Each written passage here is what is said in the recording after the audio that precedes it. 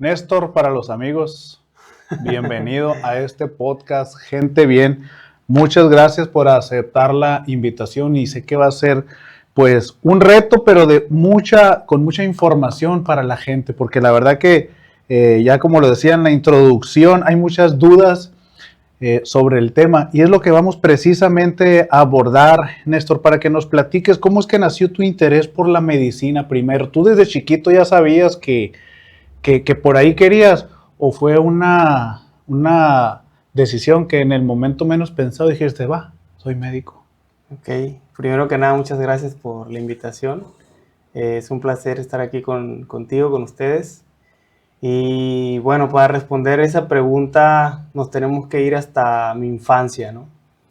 Que yo recuerdo que de pequeño solía padecer mucho enfermedades respiratorias.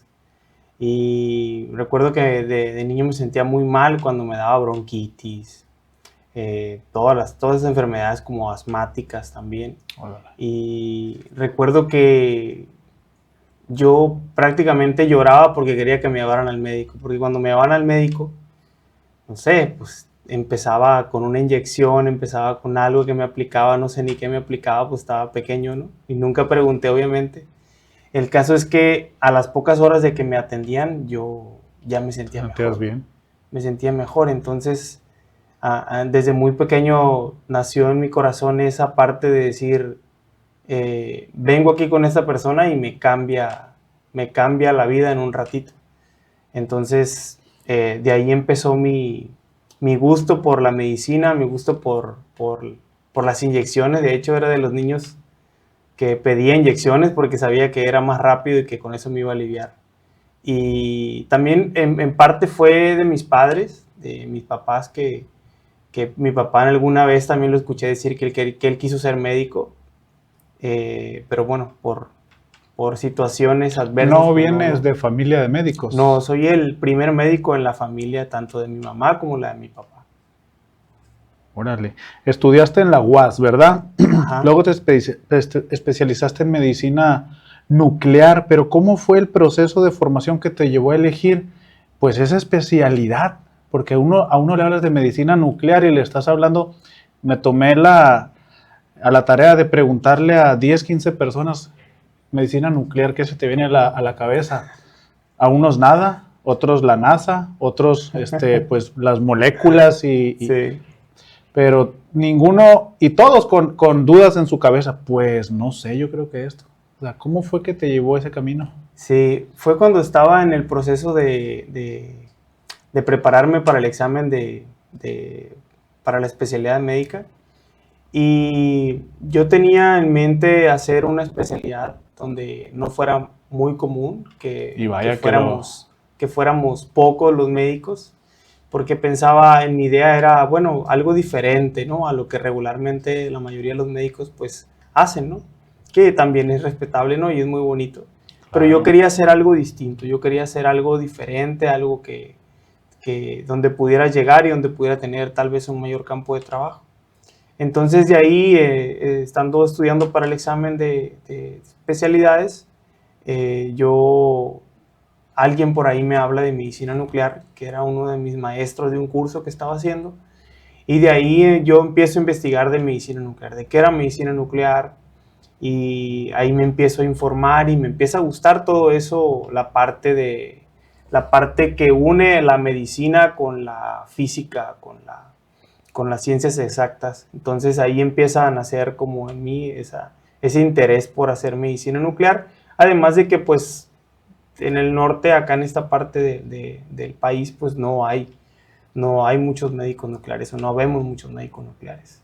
¿Tú de dónde eres? Soy originario del estado de Sinaloa. De Sinaloa. Oye, pero ¿cómo le explicas, a ver, a una persona que nunca ha tenido un acercamiento con medicina nuclear, cómo le podemos explicar y decirle, es esto y te sirve para esto? Medicina nuclear.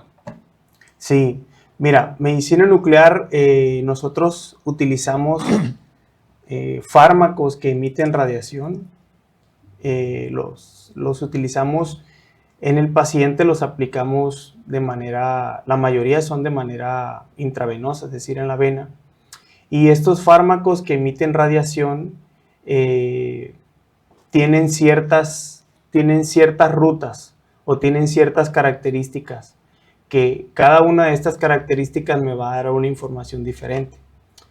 Es decir, por ejemplo, hay, por ejemplo, un tumor, un cáncer. Sabemos que las células cancerígenas compiten con las células normales por material energético, por glucosa, por algunos otros sustratos de energía que el cuerpo regularmente necesita. Entonces, medicina nuclear, por ejemplo, tiene radiofármacos que compiten, es decir, que son muy parecidos al material energético, por ejemplo, la glucosa, pero este material, este fármaco emite radiación. De tal manera que si inyectamos a un paciente que tiene un problema, por ejemplo, de cáncer, nosotros vamos a ver todas las áreas metabólicas en el cuerpo, ¿sí? Las normales, tanto como las anormales. Y de esta manera nosotros podemos discernir, aquí está el tumor, se extendió para este lado, incrementó su metabolismo, disminuyó su metabolismo. Y así como ese, hay otros ejemplos, hay muchos ejemplos en los cuales medicina nuclear utiliza esta radiación que sí el paciente la está emitiendo a la hora de que le inyectamos el fármaco, y esta radiación la detectamos con unos equipos como por así decirlo, como un tipo tomógrafo, y el tomógrafo convierte esa radiación, que es radiación gamma, la convierte en luz, y esa luz luego se convierte en imágenes, en píxeles, y eso nosotros lo vemos en una pantalla, y vemos el cuerpo entero o el órgano que queremos estudiar. ¿Está muy enfocado a las personas con cáncer y tumores? ¿O hay la aplicación de medicina nuclear en algo que no sea de esas condiciones? Tenemos aplicaciones para prácticamente todos los órganos y sistemas. Ahí abarca la parte oncológica, la parte cardiovascular, que actualmente es lo que más hago para detectar pacientes que tienen enfermedades del corazón en las arterias coronarias, que dicen angina, o pacientes que tienen dolor torácico, para determinar si ese dolor es debido a alguna arteria tapada, como decimos, ¿no?, del corazón. Sí. Entonces, tenemos aplicaciones en cerebro, en sistema gastrointestinal, oncológico, como ya lo mencioné, en el riñón, estudios renales, y prácticamente en todos los órganos y sistemas. Oye, qué interesante se escucha. Oye, Néstor, y hablando de que no es una especialidad muy común, ¿por qué nace el nombre, o cuál es la explicación que nos puede dar para el nombre de medicina nuclear? Ok, medicina nuclear, el nombre de nuclear viene de núcleo. Como sabemos, hay diferentes tipos de radiaciones, ¿no? Tú has escuchado de radiación X cuando vas a tomarte una radiografía, ¿no? O la tomografía emite radiación X. Hay otras radiaciones como la radiación gamma.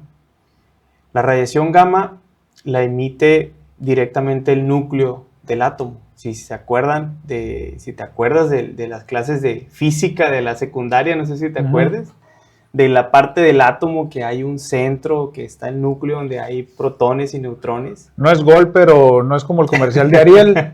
Ándale, más o menos parecido. Y alrededor tiene electrones. Bueno, sí. Se llama nuclear porque la radiación que nosotros utilizamos viene directamente del núcleo del átomo. De ahí sale esa radiación gamma, y por eso se llaman, incluso los estudios se le conocen como gamagramas. Gamagrama cardíaco, gamagrama de tiroides, gamagrama cerebral, etc., ¿no? Entonces, por eso se llama medicina nuclear, por el núcleo del átomo. Órale. Pues ya ves que la gente estaba muy perdida, porque cuando yo preguntaba, no te digo que, no, pues yo creo que es de la NASA y no sé qué rollo. Sí. ¿Cuál es un día a día normal, Néstor, en el que tú llegas y con qué te encuentras en tu actividad laboral diaria? Regularmente, pues, llego al hospital, lo primero que hago es revisar el número de pacientes y qué casos tengo en ese día, ¿no? Porque voy a atender, reviso primeramente de manera detallada cada contexto clínico del paciente, y luego ya lo recibimos hablamos con él, platicamos con él, le explicamos cómo va a ser el seguimiento, cómo va a ser el protocolo, dado que, como dices, ¿no? Es un poco complicado para las personas que no saben por qué medicina nuclear, ¿no? O qué es medicina nuclear, o le hablan de radiaciones y se asustan. Entonces, ese primer encuentro es lo que nosotros, o lo que yo trato de aclarar desde el principio de que tengo el primer contacto con el paciente. Después, ya que veo el peso, la talla del paciente, todas las características de él, pues entonces ya yo puedo prescribir su dosis, solicitar su dosis, y luego ya empezamos con el protocolo de adquisición del estudio del paciente. Tienes 2 especialidades, ¿no? Así es. Primero hice medicina nuclear e imagen molecular, y posteriormente hice 1 año de cardiología nuclear. En el tema de la cardiología nuclear, ¿cómo han evolucionado los estudios, Néstor? Y en México, sobre todo, ¿hacia dónde vamos en ese tema de cardiología nuclear? Qué bueno que lo mencionas. Fíjate que ahorita lo que la medicina está ahorita apuntando, perfilándose siempre es hacia la prevención. Hemos aprendido que la manera de resolver lo que ya se complicó, eso ocasiona pues mucho dolor en el paciente, ¿sí? Y además también mucha pérdida económica también para el sistema de salud. Entonces, medicina nuclear, cardiología nuclear tiene un gran papel aquí, porque está desarrollando tanto radiofármacos como equipos nuevos, equipos que son más sensibles, que detectan mucho mejor, te dan una mejor calidad de imagen para detectar enfermedades del corazón antes de que se agraven, antes de que compliquen al paciente y que lo lleven a reducir su calidad de vida o incluso hasta perder la vida. Entonces, se están ideando equipos que fusionan, por ejemplo, que ya los hay, de hecho aquí los tenemos en Obregón, fusionan la parte anatómica con una tomografía, con la parte funcional de medicina nuclear o de cardiología nuclear. Y también hay otros equipos que funcionan la parte de medicina nuclear o cardiología nuclear con la parte de resonancia magnética nuclear. Entonces estamos hablando de 2 equipos, de un estudio híbrido que se fusiona y que te da pues una cantidad de datos que son muy, muy, muy buenos, muy positivos para el paciente, para el tratamiento y para el diagnóstico del paciente. Hablabas ahorita de radiación. Me tocó, dentro de las preguntas que estaba haciendo yo para esta entrevista, que piensan que radiación es algo malo, me va a invadir el cuerpo de otras cosas. ¿Qué le dices a esas personas? ¿Es un mito o tiene algo de realidad? Tiene una pequeña parte de realidad, porque como bien sabemos, ¿no? La historia nos ha enseñado que con la radiación pues es algo que uno debe tener cuidado. Nosotros enseñamos y nosotros compartimos el término de exponernos a la radiación lo menos posible. ¿Qué quiere decir esto? Que si bien la dosis de radiación que utilizamos nosotros son dosis muy pequeñas, siempre buscamos reducir la dosis. Sabemos que la radiación, cuando hay dosis altas, cuando son dosis muy grandes, y lo sabemos por los accidentes que han pasado, tanto ya sabemos de la guerra mundial, ¿no? De la bomba atómica, del accidente que hubo en Chernobyl también. Entonces ahí hubo cantidades inimaginables de radiación, y pues hubo muchos problemas consecuentes a esos accidentes en la radiación. Así es. Entonces no podemos comparar lo que pasó allá con la dosis de radiación que se expone un paciente para un estudio de medicina nuclear o cardiología nuclear, porque es prácticamente lo súper mínimo. Sí, sí. Entonces, si bien es cierto que uno debe de disminuir la dosis de radiación, pero no debe tener a la mente que le va a pasar algo por exponerse a una dosis mínima de radiación. Siempre para un estudio donde implique radiación tiene que haber un mayor beneficio que el riesgo. Entonces, sobre esa base nosotros siempre vamos. Claro, ese es el fin, ¿no? De poder trabajar la radiación, la medicina en ese sentido, en el que te esté ayudando, ¿no? Entonces es un mito, como dices, tiene un poco de realidad, pero es más grande el mito de lo que la gente dice. Sí, es más grande el mito que lo que la gente muchas veces piensa. pero realmente nosotros siempre tratamos de disminuir el mayor riesgo del paciente. Por ejemplo, en una embarazada, en un niño, pues obviamente siempre tenemos que disminuir todavía más la radiación, o incluso en una embarazada, dependiendo del trimestre, pues no se puede hacer el estudio, ¿no? Tengo entendido que por ejemplo, técnicos radiólogos trabajan por temporadas. Una temporada así, otra temporada como para desintoxicarse, algo así. O para no estar ahí en las áreas. ¿Ustedes funcionan igual o ustedes están permanentes? Fíjate que eso tal vez sea otro mito ese, ¿no? Porque yo también recuerdo que cuando recién empecé en esta área escuchaba comentarios de ese tipo, pero realmente no. Nosotros tenemos un nivel de radiación estipulado. Nosotros siempre contamos con un dosímetro, que es un equipo portátil que recibe toda la radiación y que nos da un conteo de forma mensual de qué tanta radiación nos expusimos. Entonces nosotros no podemos sobrepasar un nivel de radiación hay un nivel permitido. Mes. Sí, hay un nivel permitido tanto al mes como al año también. Si nunca nadie ha sobrepasado ese, o que yo tenga conocimiento, nadie ha sobrepasado ese nivel. Entonces, siempre estamos bajo control de eso. Sí tenemos un mayor periodo de vacaciones. Regularmente nos dan un periodo más por estar en zona de radiación, por estar expuesto a radiación. Pero solamente eso, ya de trabajar por etapas, no, eso no Órale, ocurre. Qué interesante. ¿Cuál ha sido el desafío más grande que te ha presentado tu carrera? Los sacrificios, sin duda, los sacrificios, el perderme de fechas familiares, el perderme de, ya sabes cómo somos, pues aquí en el país, ¿no? Somos muy, muy calurosos con la familia, muy, muy hogareños, y esa parte, para mí que yo vengo que soy de un pueblo, entonces de un contexto muy familiar, muy, muy nuclear, muy cercano, pues el sacrificio de dejar a mi familia, de estar fuera de mi familia, de pasar fechas importantes fuera solo muchas veces. Jornadas muy demandantes. Jornadas demandantes también, exacto. De hecho, la misma carrera en sí no es una de las más largas y cuando le incluyes la especialidad ni se diga. Sí, es un gran sacrificio. Sí, es una carrera muy demandante, pero que a la vez si uno lo toma con los lentes adecuados, con la vista adecuada, es decir, quiero ser médico porque quiero hacer las cosas para las personas, para ayudar a las personas, para ser de bendición, para ayudar a los demás. Entonces uno disfruta eso.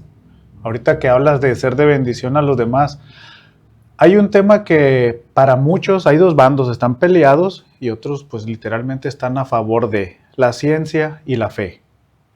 Pero tú tienes una maestría también en teología, ¿no? Así es. Entonces, ¿cómo fue ese momento en el que decidiste tú, donde convergen la ciencia y la fe? Ok, es una historia muy larga, pero bueno, yo era ateo, para empezar.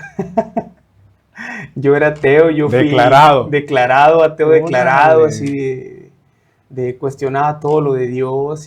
Ya siendo médico. Ya estudiando medicina. Es muy común en los médicos, ¿verdad? Sí, es muy común el ateísmo. Sí. Entonces, y aquí es donde me llama la atención en tus estudios, que miré la maestría en teología. A ver, ahora sí, échatela.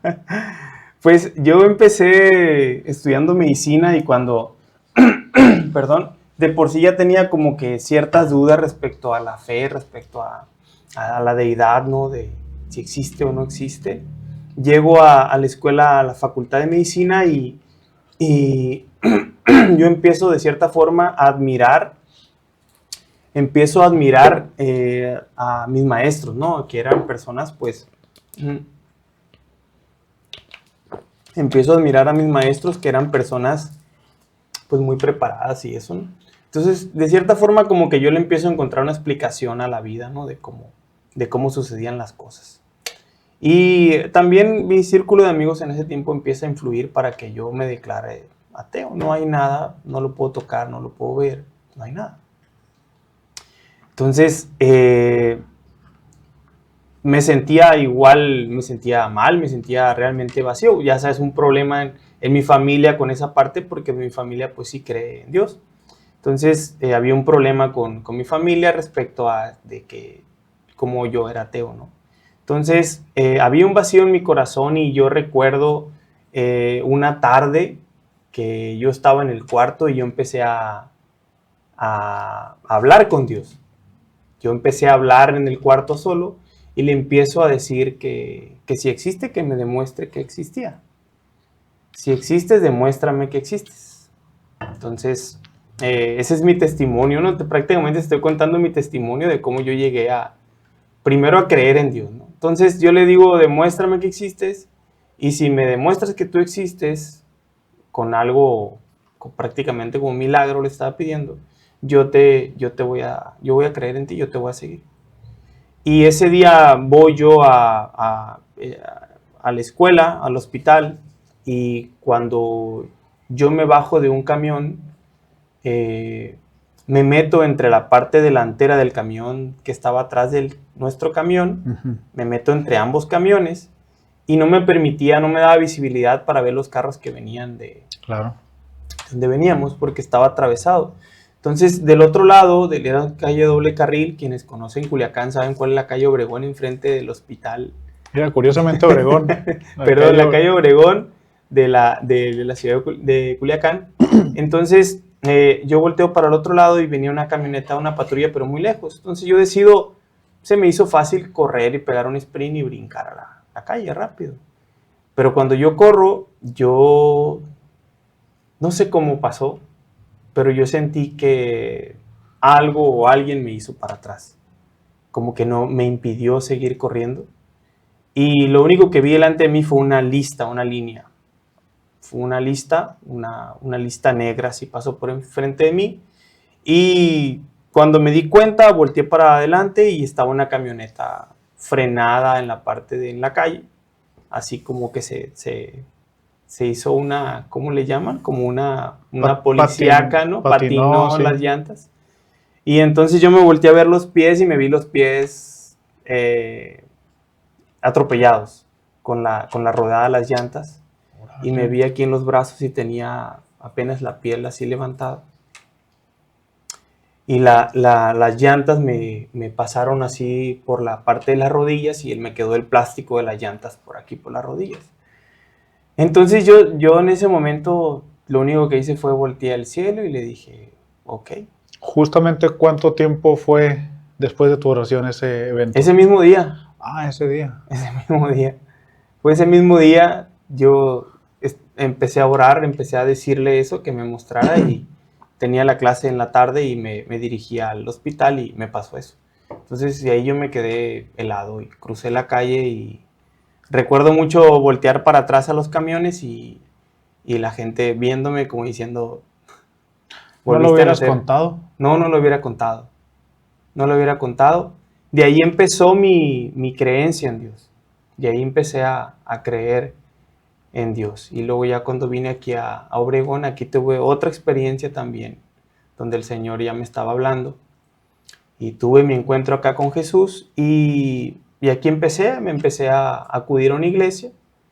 También lo que me pasó aquí fue algo extraordinario, fue algún milagro de Él. Y fue entonces cuando yo me considero una persona que le gusta siempre como crecer, como fortalecerse en la parte académica.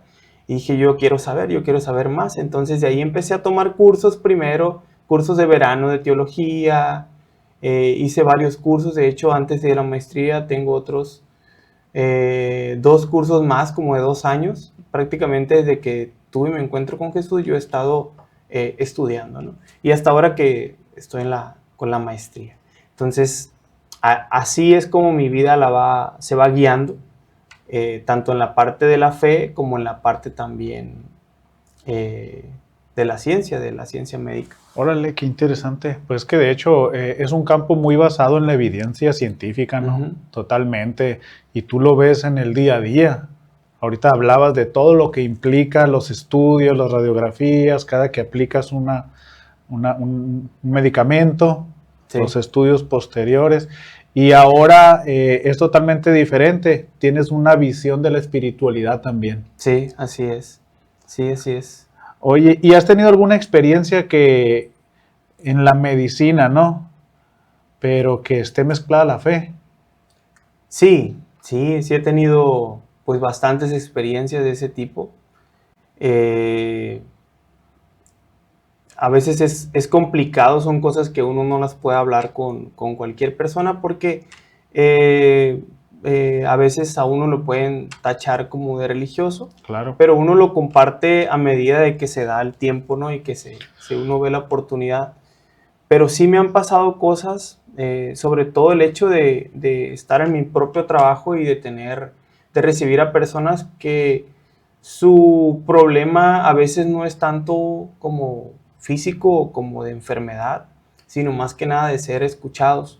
Uno como médico siempre está, no debe, yo considero que no debe de ver enfermedades, sino debe ver enfermos.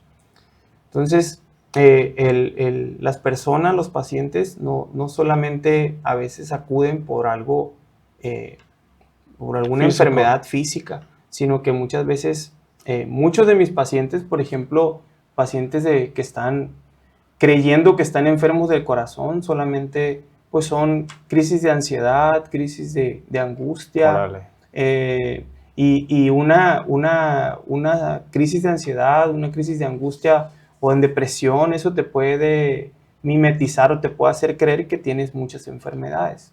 Entonces, está muy padre porque, pues, como yo comprendo esa parte, tanto la parte espiritual como la parte médica también, a veces me toca hacerla de las dos. A veces me toca hablarle a mis pacientes y les comparto también de la palabra de Dios, incluso a veces hasta oro por ellos. Y les pido permiso para orar por ellos y algunos aceptan. Y oro por ellos y además pues le doy su atención médica, ¿no? Fíjate que ahí venía la siguiente pregunta: ¿qué papel juega la espiritualidad en el paciente precisamente? Y me la acabas de responder, ¿no? De que muchas veces en realidad pues no hay un tema físico, pero como tú bien dices, el emocional y el espiritual están haciendo ahí un daño y le están jugando en contra al paciente en todo caso, ¿no? Sí, sí, así es. Sí, regularmente cuando entrevisto a mis pacientes, me puedo ir dando una idea de su forma de vida, de cómo está y no sé, creo que también se abren conmigo porque a lo mejor no están acostumbrados a que se les ponga tanta atención o no lo sé, la verdad. Claro, no es que te encuentres de todo. Sí. Entonces me cuentan algunas cosas y ahí me percato de que hay algo más, ¿no? De lo que la hoja me está diciendo por lo que me lo envían, Claro. Sino que hay algo más que mi paciente tiene y en el cual yo busco ayudarle, ¿no? ¿Cómo le puedes explicar tú a un paciente, incluso a médicos, que están preparados al mismo nivel que tú, de que la fe y la ciencia pueden coexistir? Sí, pues mira, dentro de la parte emocional y sentimental y todo eso, como médicos, muchos lo pueden ver, muchos pueden tener al mismo paciente que yo tuve y decir, no tiene nada, lo que tiene es que, no sé, está deprimido, no sé, falleció un familiar o se acaba de quedar soltera, no sé, varios contextos, pero no pueden, yo creo que lo que hace falta, que es lo de la parte espiritual, es la parte de compartirles acerca de una esperanza. El compartirles acerca de una esperanza, el compartirles de mi fe, el dar ese paso más, el dar ese extra, que es un gran paso, ¿sí? De compartirles que hay algo más de lo que se está viviendo en este momento, de que sí obviamente atiendan su salud, de que sí obviamente, pero que siempre lo hagan pues de la mano de Dios, de la mano de Jesús, y que eso les va a ayudar a soportar todas las pruebas, todos los procesos que vengan. Y para explicarle eso a un médico, Pues Yo creo que es más fácil a un paciente, ¿no? sí, En todo caso, pero cuando te lo topas con el médico. cuando me lo topo con un médico, fíjate que he tenido también así pláticas con los médicos al respecto, y pues bien hay de todo, ¿no? Hay también quienes creen poquito y hay otros que de plano no creen y hay otros que de plano me pintan la raya, ¿no? Pero explicar esta parte, siempre primero saber en qué creen, si creen en algo, en qué piensan, si ellos están depositados en algo, tienen confianza en algo, ¿no? Y partiendo de eso, cuando el médico me dice o nos platica que sí cree o que no cree, entonces eso ya es un gran paso. De saber que cree en algo ya es un gran paso como para poder compartir lo relacionado con la espiritualidad y cómo afecta también en la salud de los pacientes. La salud. Uh-huh. Oye, ves de todo casos, Néstor, ahí en el día a día, hombres, mujeres, jóvenes, adultos y enfermedades que tú dices, pues wow, este paciente la está pasando difícil, ¿no? Sí. Pero ves 1, 2, 3, ¿cómo le haces para lidiar con la carga emocional? Pues de no llevártelo a tu casa, eres casado. Y llegar a tu casa y hasta qué momento pintas tu raya de decir, fíjate mi amor, me pasó esto y yo hice esto, a pasar al lado emocional de traer tú esa carga. ¿Cómo le haces para manejar esos estrés? Mira, al principio batallé mucho cuando recién me casé, batallé mucho esa parte porque llegaba prácticamente todos los días a casa y sí, como dices, ¿no? La parte emocional es grande, la parte de cargar con tantas cosas que uno ve en el hospital, ¿no? Al principio se me dificultó mucho, pero luego comprendí que yo necesitaba como la parte de oxígeno de mi día, la parte de oxígeno de mi día a día, y esa parte es la oración. En la mañana yo siento que si no oro en la mañana, si yo no leo la palabra, si yo no me fortalezco, doblando rodillas, orando a Dios, yo creo que no sé qué sería de mí, pues como dice la canción, no sé qué sería de mí si no tuviera esa rutina de hacerlo todos los días, para poder yo tanto sobrellevar mi día a día como para también ser de bendición, para poder ayudar a la gente como creo que Dios me está guiando a hacerlo. Claro, porque pues sí es una carga emocional muy fuerte. Sí. O sea, llevártela, se cierra el consultorio y lo dejas ahí, o te lo llevas y decir hasta dónde, pues.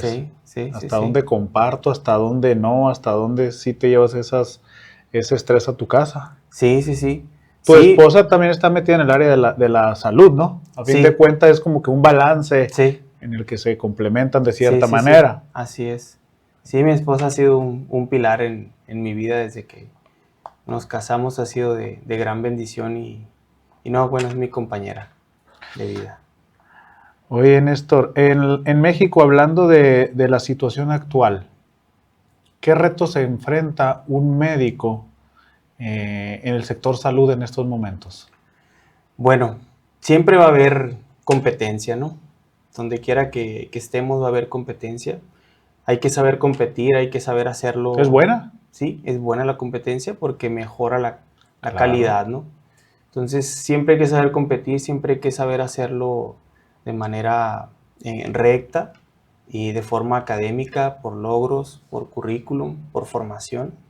Entonces, un médico siempre va a ser requerido, donde quiera que estemos. Siempre va a haber un lugar donde nosotros podamos trabajar. Que tal vez lo que nos ofrezca el lugar no sea lo que nosotros deseamos, eso ya es diferente. Porque si queremos un nivel, un estatus de vida alto, pues tenemos que buscar un lugar donde nos brinde esa oportunidad. Pero si nosotros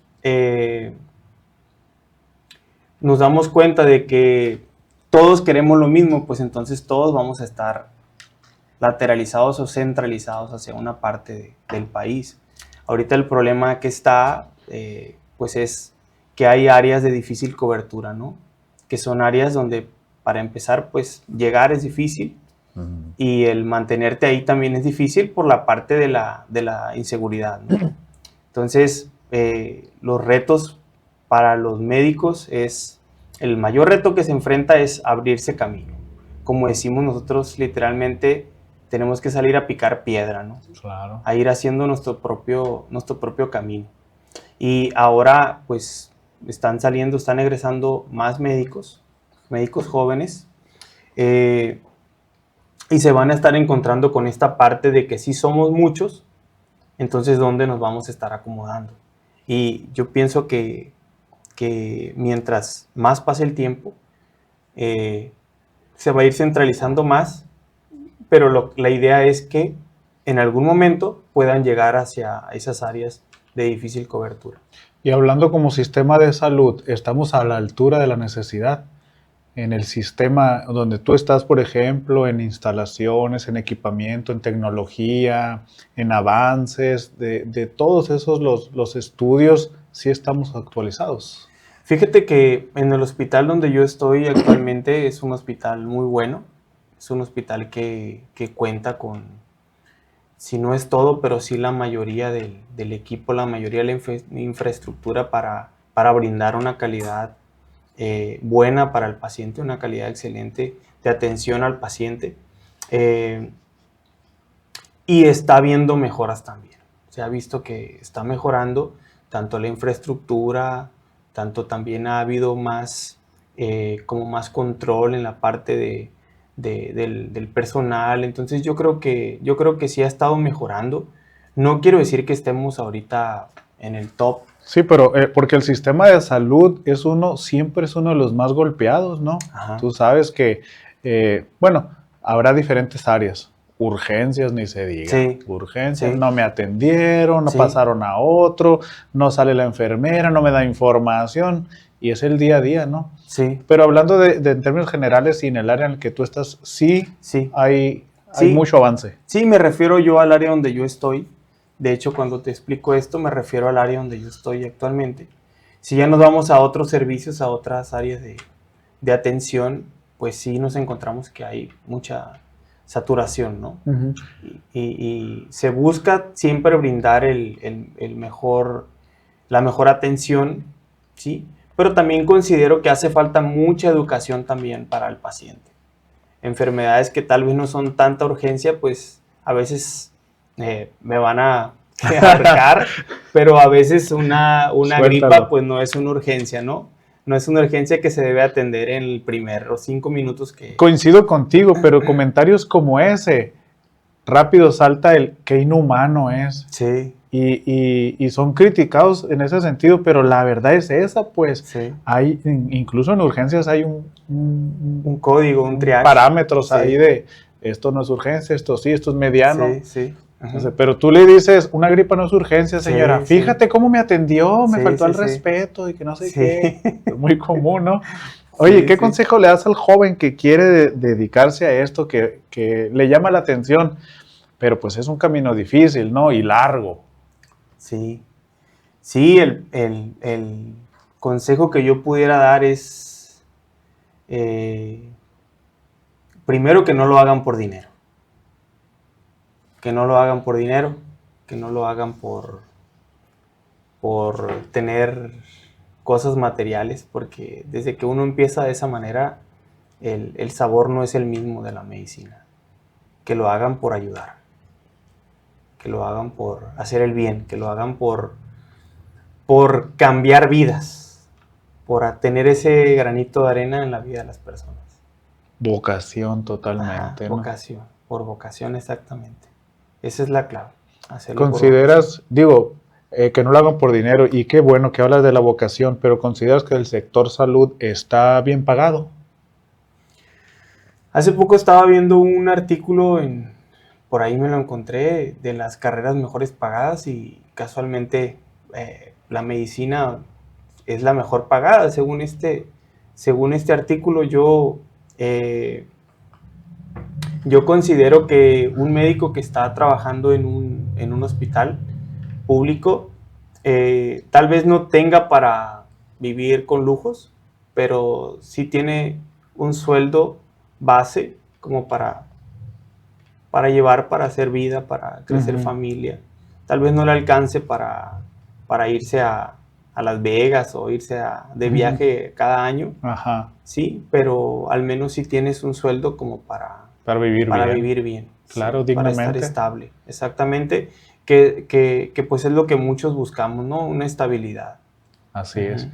¿Qué le dices al Néstor joven cuando andaba queriendo entrar a medicina? Que, que sí haga y que no haga. Ahorita en tu actualidad, con toda la experiencia y con toda la trayectoria que ya tienes, ¿qué le dirías a ese Néstor joven de decir por ahí no era, o esto sí, o échale ganas acá, no te desvíes por acá, mejor vete por allá? Mm. Que mucho joven te va a escuchar con ese consejo, ¿qué le dirías? Yo, si pudiera hablarle al Néstor del pasado, le diría,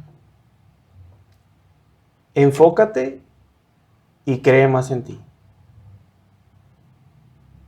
Enfócate bien en tus metas, cree en que puedes lograrlas y lucha por ellas. Me llama la atención que si cree más en ti, en algún momento llega la duda.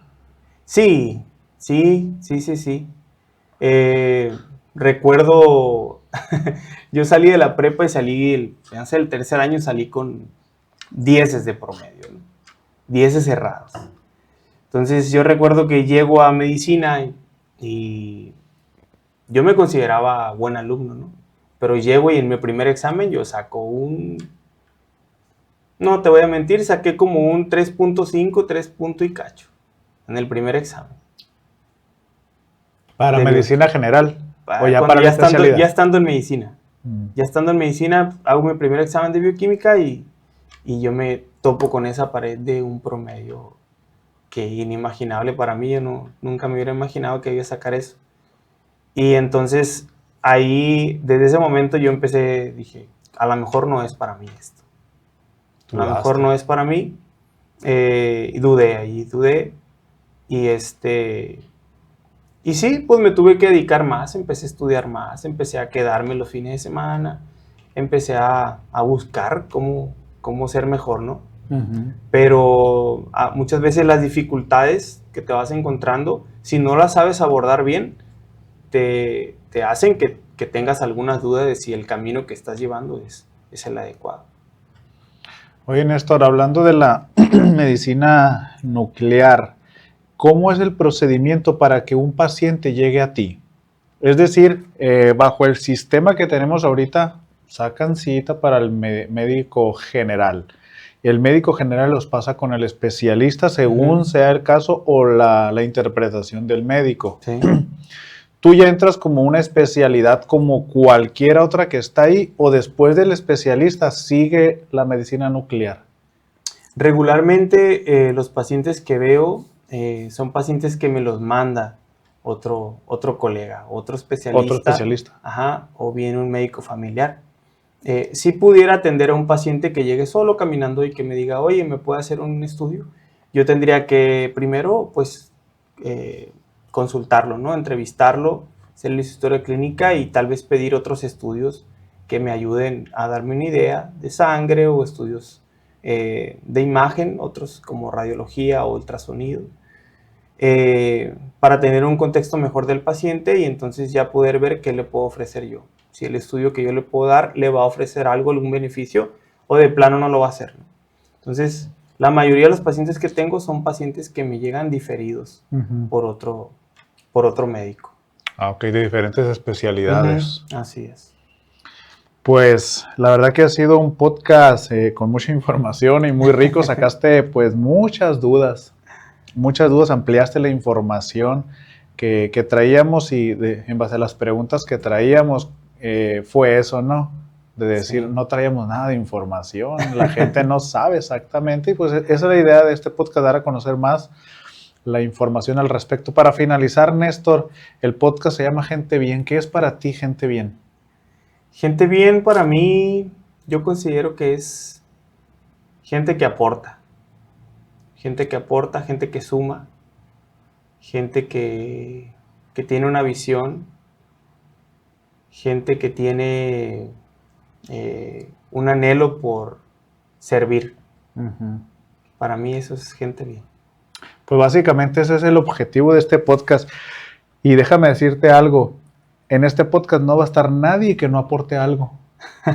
Entonces, yo te felicito y te agradezco mucho por haber aceptado la invitación y sacarnos de todas las dudas que traíamos, Néstor. Muchísimas Contrario, gracias. muchas ¿Dónde te gracias. podemos encontrar en redes sociales para que la gente por ahí siga tu información? Sí, me pueden encontrar en Facebook o en Instagram como Dr. Néstor Torres, médico nuclear, tanto en Facebook como también en Instagram, @Dr. Néstor Torres, médico nuclear. Perfecto. Pues esto fue el podcast Gente Bien. Ya conoció usted de lo que es la medicina nuclear. Gente Bien es el podcast de historias que inspiran y de personas que impactan. Y Néstor es uno de ellos. Nos vemos hasta la próxima.